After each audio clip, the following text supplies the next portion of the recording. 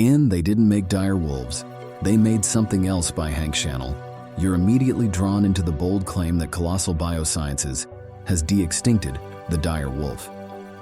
At first, this sounds like something out of a sci-fi story, a chance to witness an ancient predator brought back to life. But as you watch, you realize the truth is far more complicated. What Colossal has done, as the video explains, isn't true de-extinction. Instead, they've created a synthetic hybrid, a genetically modified wolf inspired by the dire wolf, but it's far from the real thing. As you listen, you'll find yourself questioning the impact of this kind of project. With the world in the middle of a biodiversity crisis, you might wonder, as the narrator does, whether de-extinction is the right focus. Habitat loss, climate change, and human activity are driving countless species toward extinction. Does resurrecting extinct species actually help?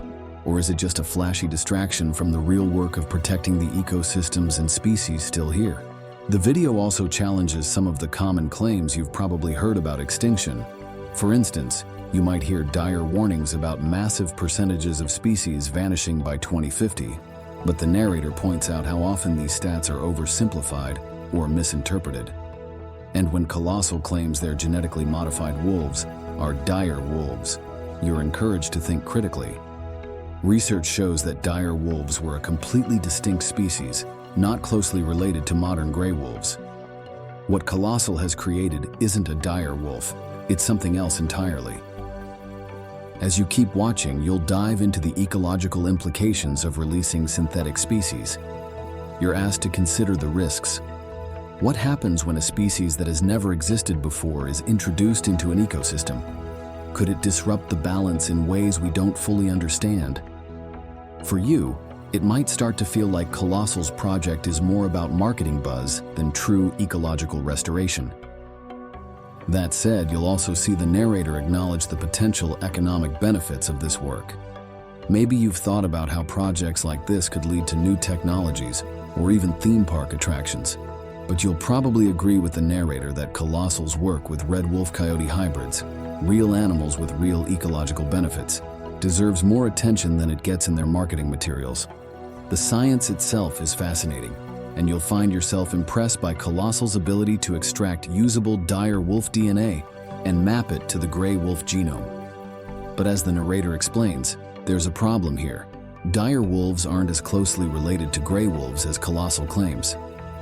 Studies show dire wolves were genetically distinct, more like jackals than wolves. For you, this might raise big questions about the accuracy of Colossal's claims and the scientific grounding of their project. You'll also be introduced to some of the technological advancements Colossal has achieved, like multiplex gene editing, which allows for the modification of multiple genes at once.